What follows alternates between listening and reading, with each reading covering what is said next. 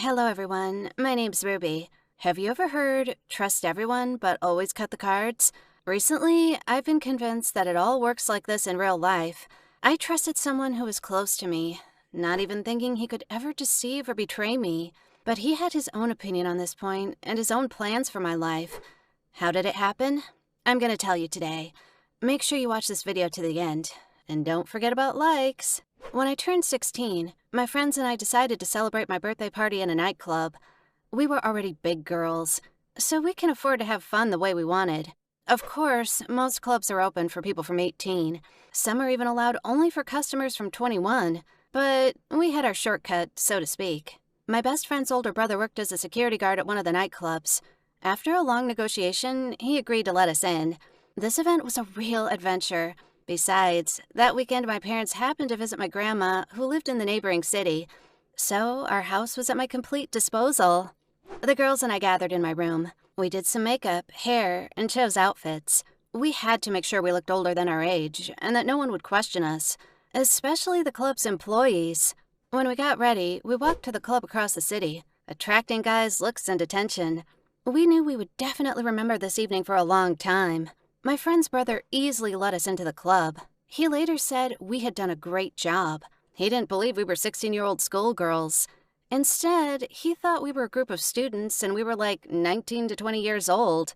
Since we were all in the club for the first time in our lives, we were literally amazed and surprised by everything. A huge dance floor, a bar where they prepared alcoholic cocktails for us without asking any questions. And we saw a lot of positive people, dancing everywhere and enjoying the party. Anyway, it was really cool. After a couple of cocktails, we caught the vibe and went dancing. We quickly joined the crowd. We even had a group of very attractive guys gathered around us. None of us had boyfriends, so we were more than happy with such a thing.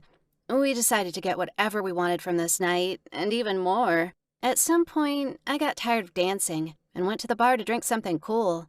Almost immediately, a nice young man sat down with me and offered to buy me a cocktail. I liked him at first sight, so I didn't mind when he suggested we get to know each other better. Mike, that was his name, was a student at a technical college. Now he was relaxing at the nightclub with his friends. We started talking, and then we were on the dance floor together, hugging each other, not noticing anyone around us. My friends even envied me. This was my first trip to a nightclub, and I'd already found such a cool guy. Of course, at that time, Mike wasn't my boyfriend yet. We exchanged phone numbers and agreed to go out together later. Mike kissed me goodbye. And it wasn't a light kiss on the cheek, but a real passionate French kiss. By the way, my first kiss. That moment, I felt this was the greatest gift for my 16th birthday. By the way, I didn't tell Mike about my real age. I was afraid it would scare him away, because he looked at least 20. I decided that I would surprise him on our first date, or maybe after a month, when he would already be madly in love with me and wouldn't leave after such a revelation. The next day, I waited for a call or a message. Of course, it was possible Mike just had fun with me that night and then forgot about me. But somehow, I thought he really liked me. In the evening, he called me and asked me out to have a cup of coffee together. Of course, I didn't have as much makeup as I did at the club. So Mike asked me, laughing, how old I really was right away. I had to confess I was 16 and I was still in high school. I was worried he'd get angry and turn away, but Mike just laughed and said, "Oops, I guess I'm in trouble, young lady." That night, Mike took me home. We stood next to my door. Mike asked me to be his girlfriend, and of course I agreed. I was so happy. I still remember the first months of our relationship as the happiest time of my life. Mike was just the perfect boyfriend.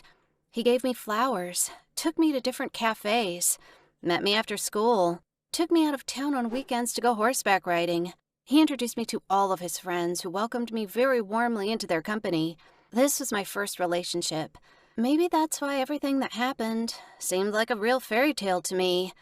I thought Mike was the best guy in the world, and I got so lucky in my life. I was so happy I had him. Of course, Mike had some flaws too, but I didn't notice them at first. Yeah, he was very jealous, but I just thought it was the way he showed his love for me and appreciated me. Mike always wondered where I was and who I was with when we weren't together. He jokingly checked my social media and messages, and he would call me several times if I said I was hanging out with my friends. My friend said it looked like he didn't trust me or suspected me of something, but I thought my Mike was just very caring, constantly thinking about me and worrying about me.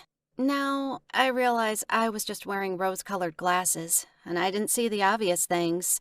The first serious conflict because of his jealousy happened to us after 6 months of our relationship. I went with a school group to a neighboring city for the weekend. We had a tour and we wanted to visit several museums and galleries. In one of our common photos, my classmate, Steve, who I had known since I was a little kid, put his arm around my shoulder. This was just a friendly gesture. Why? Many people have such photos with their friends, don't they? One of my friends posted this common photo on Instagram, tagging me. I foolishly made a repost to my account. Angry Mike called me right away, demanding to know who the guy next to me was and why we were hugging. I didn't understand why he was talking to me like that, and I calmly replied this was my classmate. I'd been friends with him since we were kids, so he put an arm around my shoulder. Apparently, Mike didn't think it was a good point because he started shouting, saying that we should have a serious talk when I got back.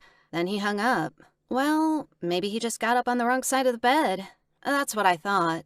Making a fight out of nothing wasn't common in our relationship. So I was very worried when I came back from a trip and saw Mike's car outside my house. That day, he yelled at me a lot, accusing me of being approachable with other guys, even though I had a boyfriend. He said I've undermined his trust, and he doesn't even want to imagine what else I did behind his back. His words hurt me, and I knew he was just driven by his emotions, not his mind. But I couldn't calm him down. Only when I started crying, Mike realized he'd gone too far. He hugged me, stopped screaming, apologized, and said that he was just really afraid of losing me, or that someone would take me away from him. I called him stupid, of course, because I couldn't even imagine anyone else around me. We made up and went home to settle down. And the next day, Mike surprised me again. He said he'd been thinking all night about what had happened, and he said I could find another boyfriend. As Mike said, the reason was too obvious. We'd been dating for more than 6 months already, and we still hadn't been intimate. I must admit, this topic was very embarrassing for me. Like I said, I didn't have any relationships before Mike, so I didn't have any intimacy experience. Yes, I wanted him to be my first and only boyfriend, but I wasn't prepared for it to happen so quickly. I shared this situation with my friends, and they said physical intimacy with a girl is very important for any guy, so this may be the reason for Mike's stupid behavior. Anyway, I decided that if going to the next level of our relationship would help, then I'm ready. Moreover, I loved Mike, I trusted him, and I was sure my first time with him would be perfect. When I informed him of my decision, he was very happy. He said he'd take care of everything. I told my parents I was going to spend the weekend at my friend's. Of course, they knew I had a boyfriend, but I hadn't introduced them to Mike yet. I was afraid of their reaction to the fact he was almost 5 years older than me. I was sure Dad would definitely want to have a serious conversation with him. Anyway, I talked to my parents, and I was getting ready to spend the weekend with Mike. Just him and me. I was so excited. We would spend 2 whole days as a real couple living together. But despite my joy, I was still a little worried. After all, this was my first time. I read a lot of things on the internet about it, but I didn't understand. Should I worry or not? After all, Mike promised me he would take control of everything. We had a romantic evening with dinner and music, and then we moved smoothly into the bedroom. At that moment, I wasn't worried because I was sure that everything would go well. This is my Mike. He won't hurt me. When we got to the main point, just in case, I asked Mike if he had taken care of protection. After all, I hadn't heard him open a foil bag. He mumbled something quickly, but I took his answer for a positive one, so I calmed down. After all, I thought he knew perfectly well it was too early for me to become a mother. At least, I should finish school first. Since it was my first time, I didn't feel like I knew something was wrong. And I wasn't up to it. My heart was pounding like crazy. It seemed to me that at any moment, I would lose consciousness from the excitement and other emotions. At night, when I got up to drink some water, I tripped over something slippery. When I picked it up, I realized it was a condom, but it wasn't used. I immediately woke Mike up and demanded an explanation. He said he hadn't worn it. If I had been more careful, then I would have known right away that something was wrong, and I was feeling something I shouldn't be feeling. Mike didn't deny it and admitted the truth.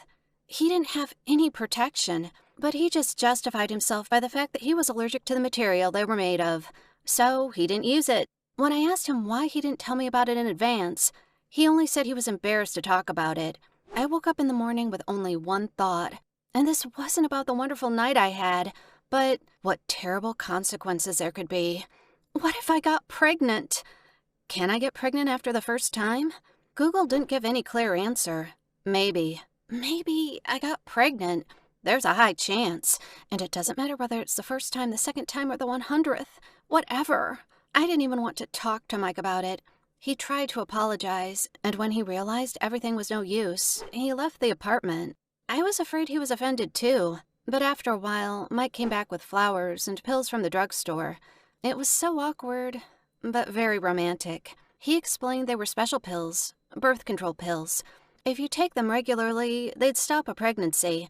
I was very grateful to Mike for finding a solution to the problem, and for taking care of me after all. We made up and spent the rest of the weekend in bed, making love. Everything was just fine. I was happy, enjoying my life and my relationship, but it didn't last long.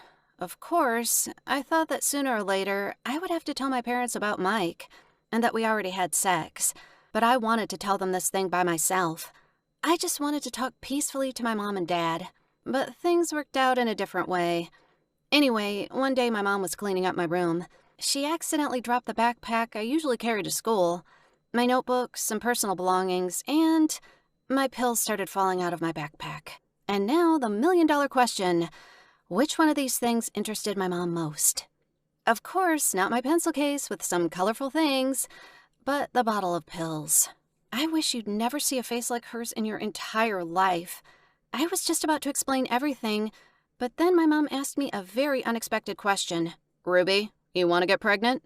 I didn't understand what the heck she was saying. My mom replied these pills were in fact vitamins for improving the state of the reproductive system and helping with pregnancy. I didn't know what was going on. So all this time, Mike was tricking me? And instead of taking birth control pills, I was taking pregnancy vitamins? What a lot of crap. I burst into tears and told my mom the whole story. Mike, our first time together, how he'd taken off the condom, and how he'd lied to me about the pills. Of course, my mom was shocked. She was afraid for me, because if we did it without any protection, and I even took these stupid vitamins, then there's a high chance of getting pregnant. I was really scared. I immediately called Mike and invited him to our house, face to face, so to speak. I couldn't believe my dear boyfriend, who I trusted so much, was deceiving me. And most important, why? Of course, Mike didn't expect I would meet him alone, but with my mom. So I was even a little confused. When I put a bottle of vitamins in front of him and asked him why he did it, he didn't immediately know what to say. And then he explained he was so afraid of losing me, he wanted to get me pregnant. Then I would definitely stay with him forever, because no one else needed a young girl with a kid. I started crying. I couldn't even find the words to answer Mike. How could he do this to me? Of course, I immediately said we were breaking up and kicked him out of the house. I was very hurt, but I wasn't going to forgive such a thing. A week later, I noticed I had a delay in my period.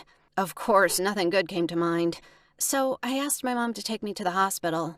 I was ready to hear the fateful diagnosis. You're pregnant. But the doctor examined me and said most likely it was caused by stress, and I wasn't pregnant. No words can describe how happy I was at that moment. Of course, it's wonderful to have kids. One day I would definitely have one or two of them, but being a mommy at 16 is not cool at all. Mike later apologized. He asked me to forgive him for a long time. He said he wanted me back, but I decided I would never be able to trust this person again. So we stopped communicating. Would you be able to forgive the deception of your loved one? What would you do in my shoes? Write your answers in the comments below. Make sure you click the like button to this video. Don't forget to subscribe to the channel because there's a lot of interesting stories waiting for you ahead. Click the bell button to turn on notifications. See you soon. Bye-bye.